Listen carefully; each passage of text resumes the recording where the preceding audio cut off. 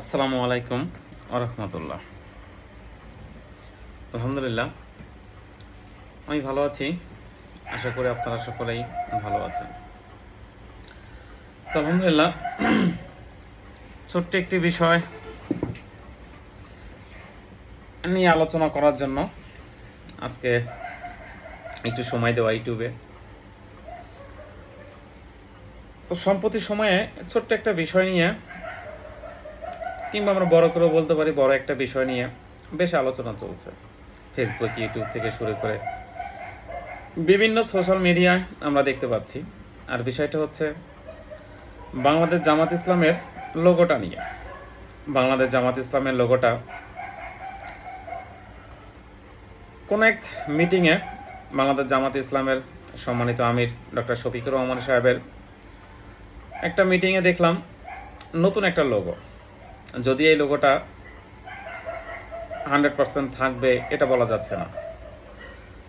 বাংলাদেশ জামাত ইসলামের ঊর্ধ্বতন কর্মকর্তা বলছেন বেশ কিছু লোগো করা হয়েছে, ট্রায়াল স্বরূপ এটা আছে, হয়তো অন্যটাও আসতে পারে। তবে যাই হোক, সেটা ভিন্ন বিষয়। কিন্তু বিষয়টা হচ্ছে লোগোটা পরিবর্তন হয়ে যাবে।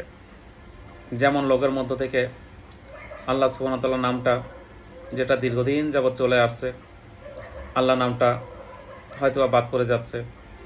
আকিমুদ্দিন, দিন প্রতিষ্ঠা, বাংলাদেশ জামাত ইসলামের একটি বড় স্লোগান। দিন প্রতিষ্ঠা করার জন্য আমরা কাজ করে থাকি।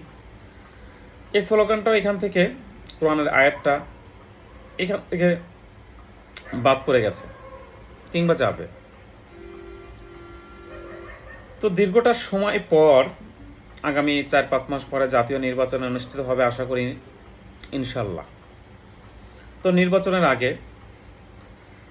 এই লোগোর যে পরিবর্তনটা, এটা কি ভোটের মাঠে পজিটিভ হবে নাকি ব্যতিক্রম কিছু করতে পারে? পশ্চিমাদের সাথে মিটিং, আলোচনা, কনফারেন্স করার মধ্য দিয়েই কি বাংলাদেশ জামাত ইসলামের এই লোগোটা পরিবর্তন হলো? এটা একটু জানার ইচ্ছা করে। তাছাড়া অল্প সময় পরেই ভোট। এই ভোটে মুসলিমদের সংখ্যা অনেক। সবাই জামাত ইসলাম করে সেটা নয়, খেলাফতে মজলিস করে সেটাও নয়, চরমোনাই করে সেটাও নয়। আরও বাংলাদেশে অনেক ইসলামিক রাজনৈতিক দল আছে যারা ভোটে অংশগ্রহণ করবে। কিন্তু আপামর জনগণ অধিকাংশ মুসলিম। বাংলাদেশে ইসলাম প্রতিষ্ঠাতার জন্য জামাত ইসলামকে মনে প্রাণে ধারণ করে। কিন্তু এই ভোটের আগে এই নামটা যে পরিবর্তন হচ্ছে, লোগোটা পরিবর্তন হচ্ছে, যদিও লোগোর ব্যাখ্যাটা বিভিন্নভাবে দেওয়ার চেষ্টা করেছেন। নিচে কোরআন, উপরে কলম, ন্যায় বিচার, দাড়িপাল্লা, লাল সবুজের পতাকা, এগুলো ইত্যাদি ইত্যাদি অনেক কিছু ব্যাখ্যা বিশ্লেষণ করছে। কিন্তু এটা আসলেই কতটুকু গ্রহণযোগ্যতা পাবে? যেহেতু মিডিয়ায় এক শ্রেণীর মানুষ আছে যারা বলছে পশ্চিমা বিশ্বের সাথে আতাত করেই এই লোগোর মডেলটা পরিবর্তন, এবং রাষ্ট্র ক্ষমতা যাওয়ার জন্য তাদের অনেক ডিরেকশনগুলোই মেনে চলতে হবে।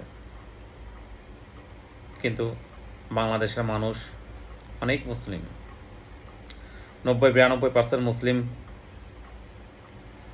তাদের মনে কি আগের লোগোটা থাকলে ভালো হতো নাকি নতুন লোগোটা আসলে ভালো হতো, এরকম কিছু একটা দাগ কাটবে।